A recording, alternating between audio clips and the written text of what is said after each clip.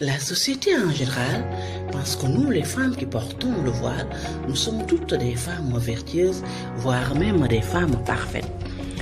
Il y a même des femmes qui aimeraient porter le voile, mais qu'elles ont peur parce qu'elles pensent que toutes les femmes qui portent le voile sont des femmes vertueuses, voire même des femmes parfaites.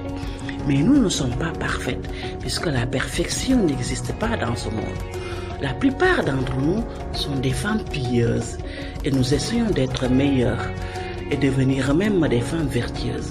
Mais nous ne sommes pas parfaites, puisque la perfection n'existe pas dans ce monde.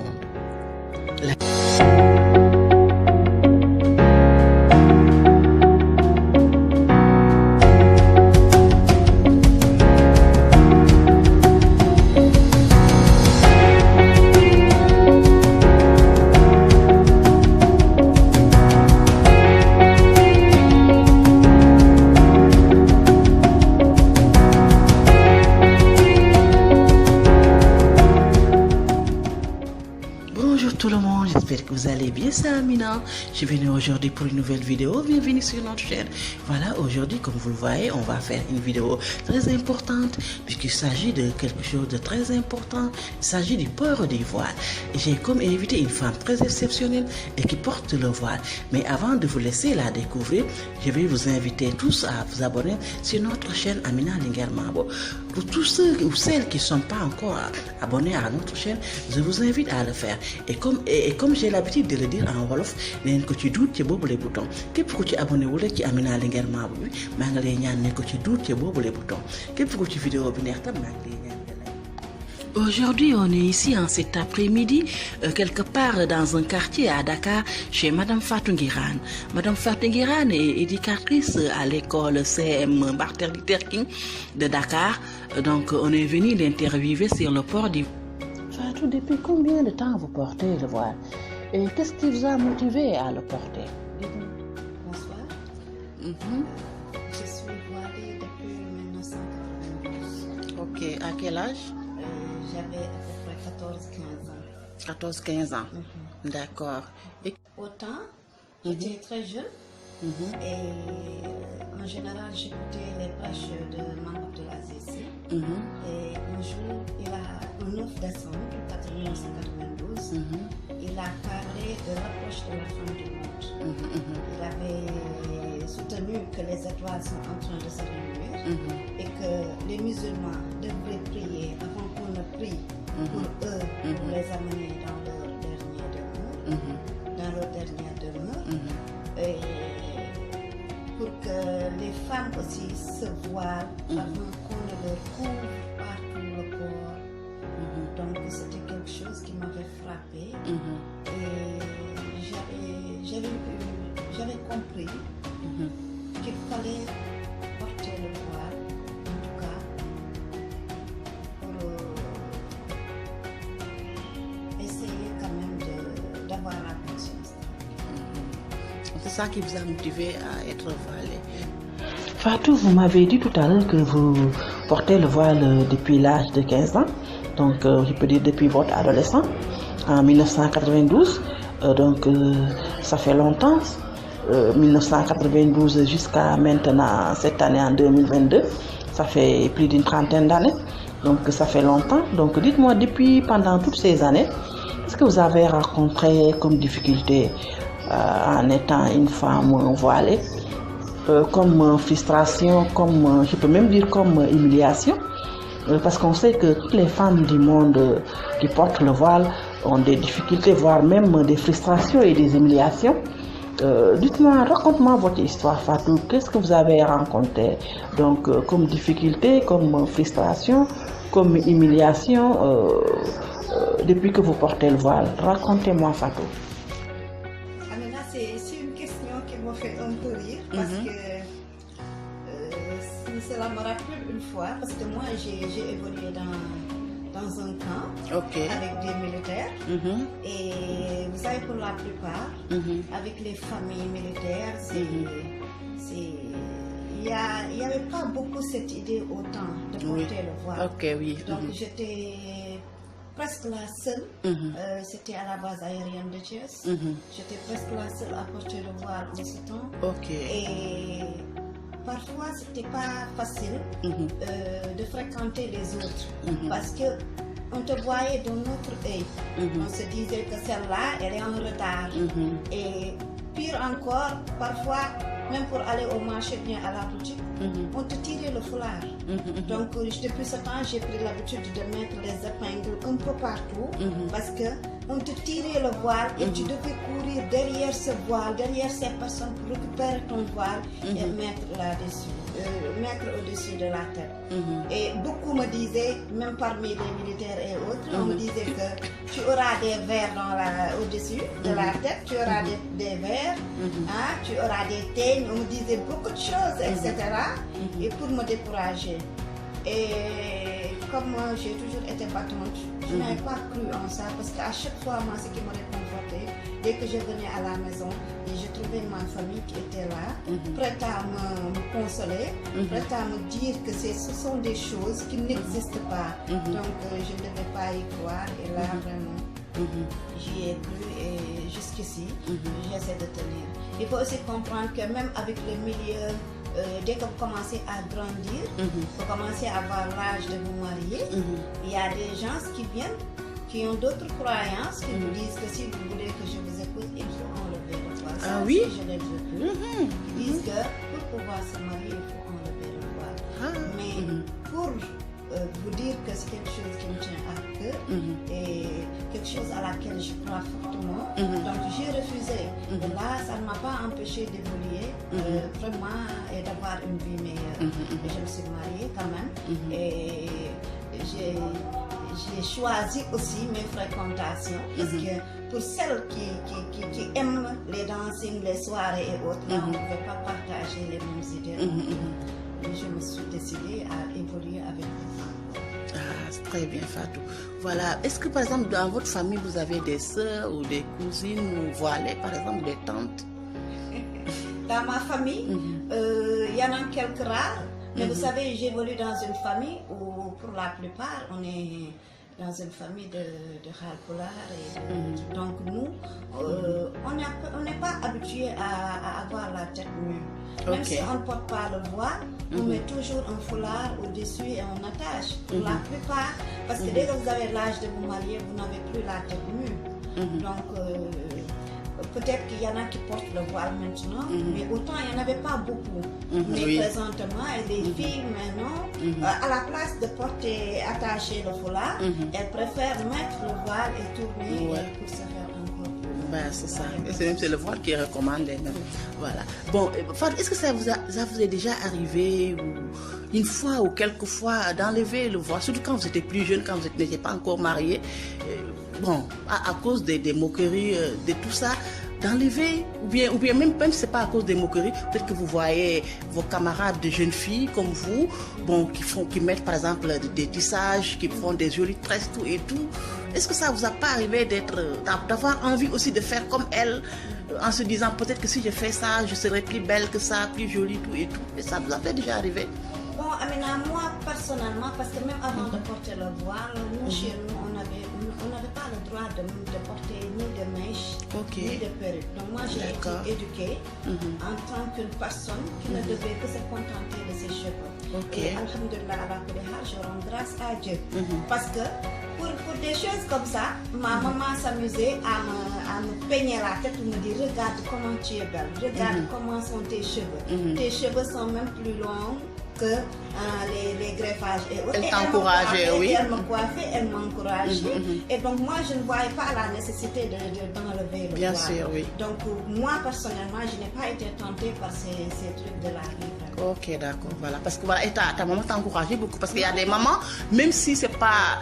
par exemple, il y a des mamans que, supposons, elles sont pas voilées, mais elles ont des filles, une fille par exemple qui veut être voilée, qui est encore jeune, qui n'a pas encore majeur, mais il y a certaines mamans qui les découragent.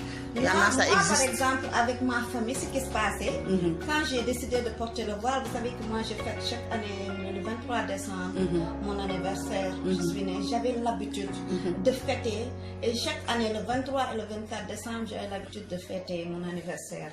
Maintenant, cette année, quand j'ai porté le voile, on m'a dit, maintenant c'est fini, les fêtes là, les anniversaires et concerts, maintenant c'est fini. Et là, il y avait mes frères qui sont là, je les remercie vraiment beaucoup. qui venaient, ils avaient une façon de me pousser à maintenir le voile. Ils me disaient, moi, on est sûr que toi, tu ne feras même pas une semaine. Si tu fais une semaine, je vais te donner telle chose. Je résiste, c'est la première semaine, je viens. J'ai dit, vous aviez dit que si je fais une semaine, vous allez me récompenser. Ils me disent, une semaine, il faut augmenter. On fait un mois. Je vais, je reviens, ils me disent, non, ça c'est peu. Et écoute, augmente, on va voir. Et ainsi de suite, jusqu'à un jour où je viens, ils me disent, mais yo, ton voile là, tu ne vas pas l'enlever. Je dis, je ne l'enlève pas. Ils disent, voilà, c'est nous, c'est ce que nous voulions. Donc, toi, ce que tu fais, tu ne le fais pas pour nous, tu le fais pour toi. Ouais, et là aussi, crois. entre-temps, j'ai eu le temps d'aller fréquenter la Diamanche Rahman.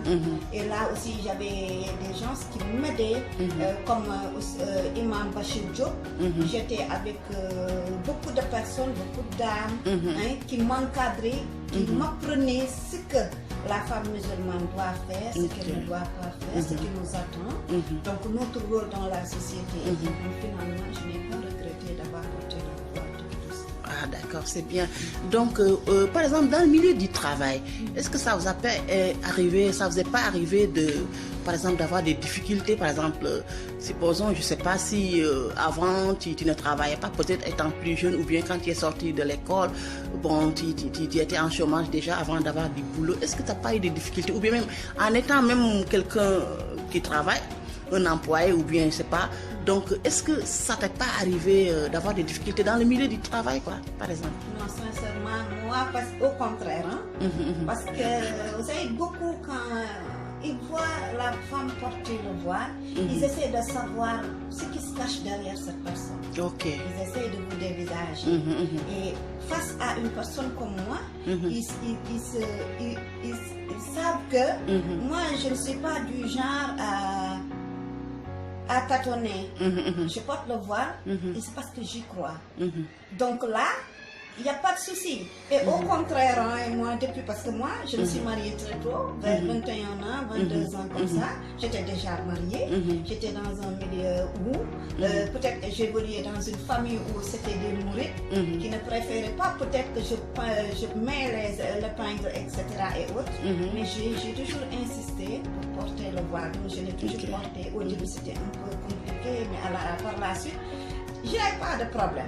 Avec le travail aussi, au contraire. Dès que je m'habille, je viens, les gens ils disent, voilà, vous avez vu, madame, elle arrive comme ça là. Regardez, madame, c'est comme ça qu'on fait vraiment. Machallah, je rends grâce à Dieu. Je n'ai jamais eu de difficulté par rapport à ça.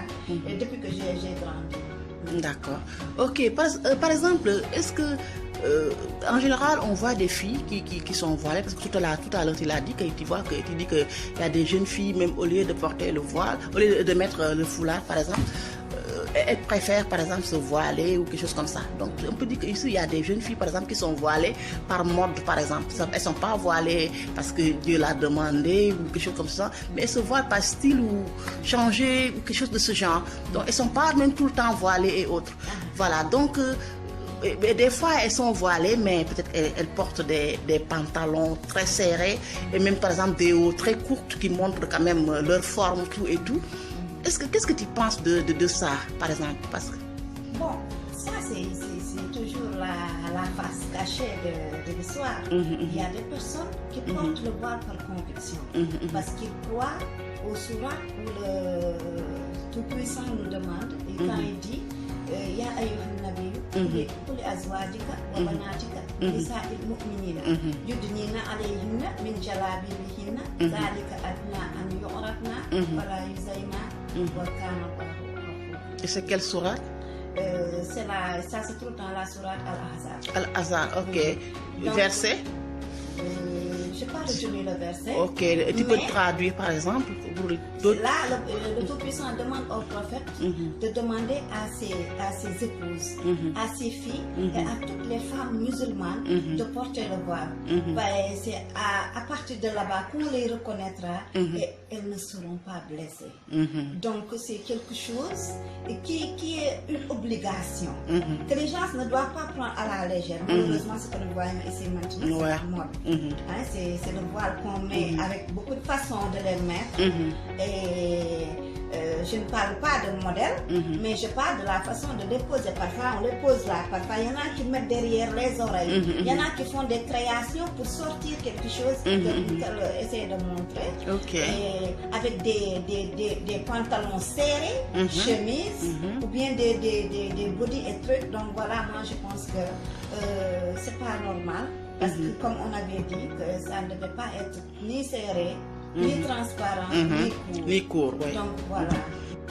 Fatou, la société en général pense que toutes les femmes qui portent le voile sont des femmes vertueuses, voire même des femmes parfaites.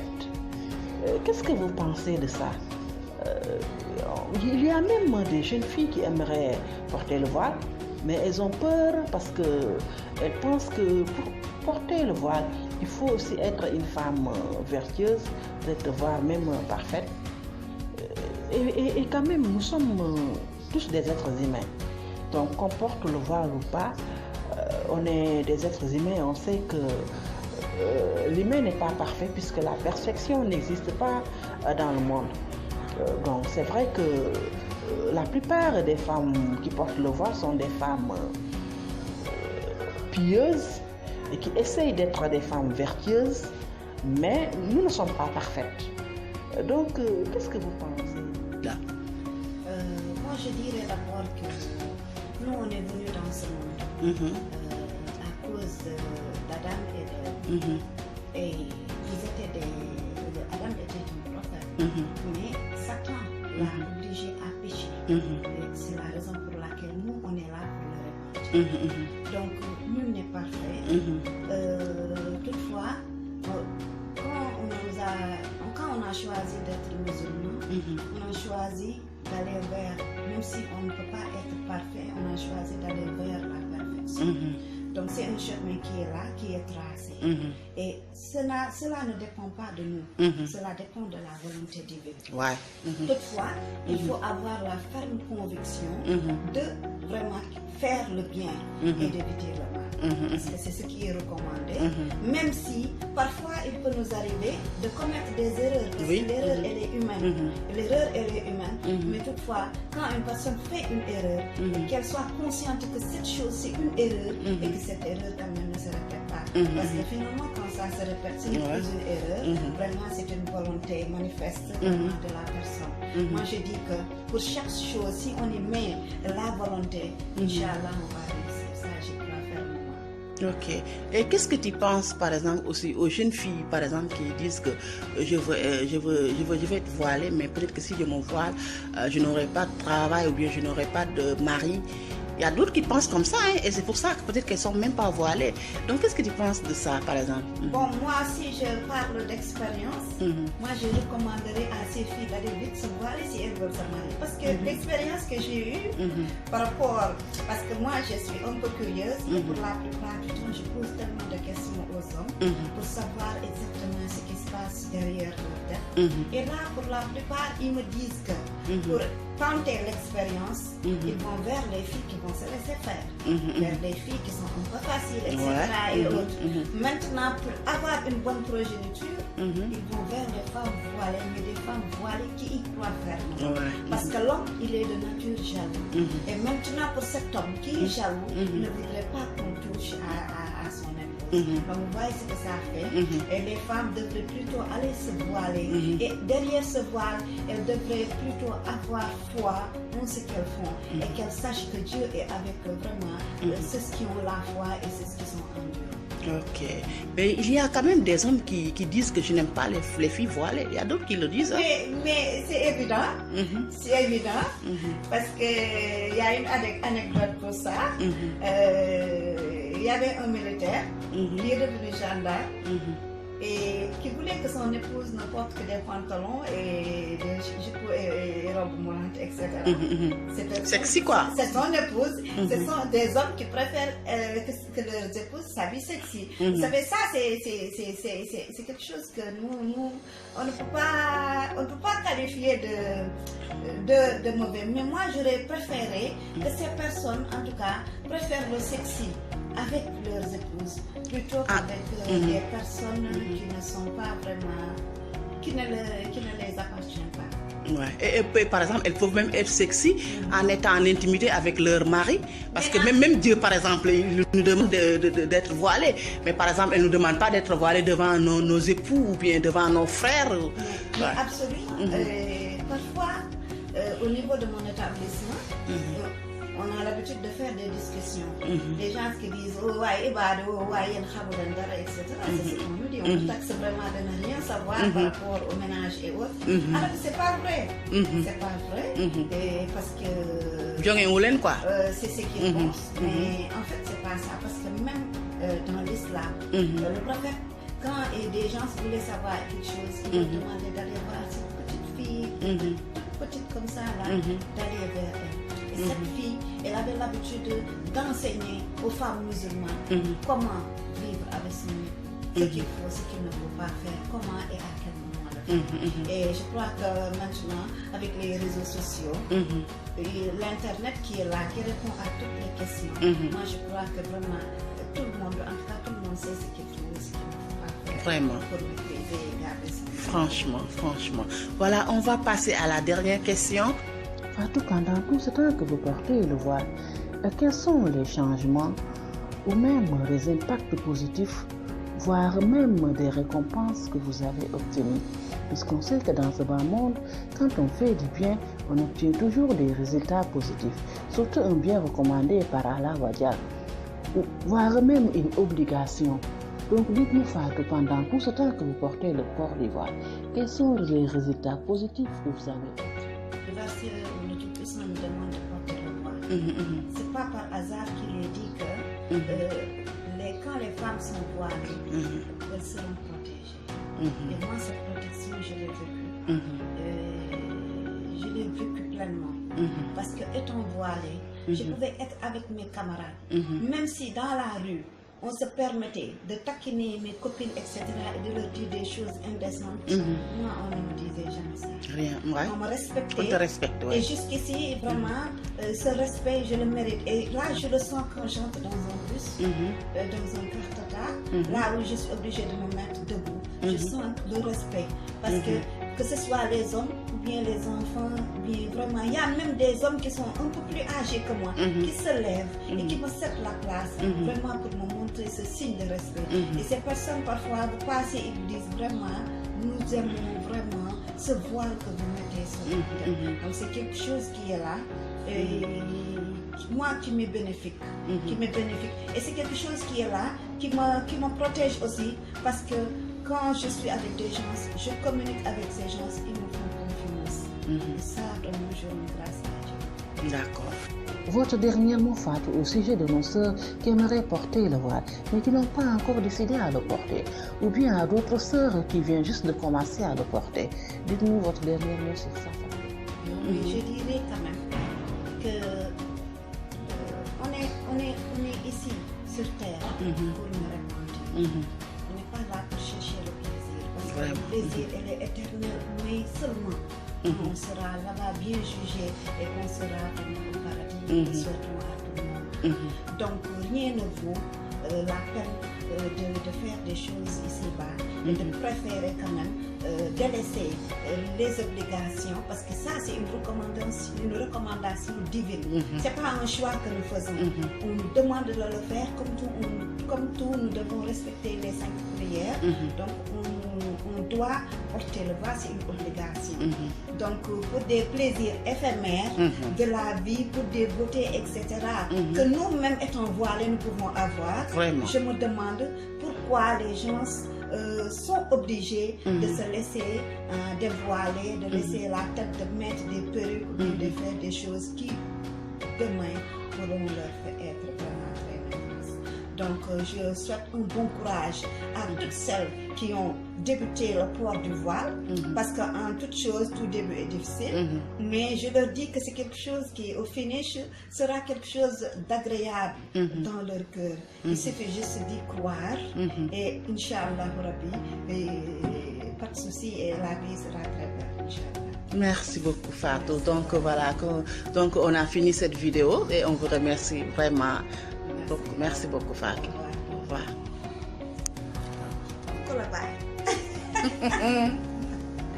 Sama Merci Amina vraiment pour cette interview. Et voilà, on a fini avec cette vidéo. J'espère que ça vous a plu. Un grand merci à Madame Fatou Nguirane, qui est éducatrice ici à Dakar, à l'école CM Martin Luther King. Donc, comme je vous l'avais dit tantôt tout à l'heure, Madame Fatou Nguirane est une femme exceptionnelle. Donc, j'espère que la vidéo vous a plu. Donc, je vous dis à très bientôt et merci beaucoup.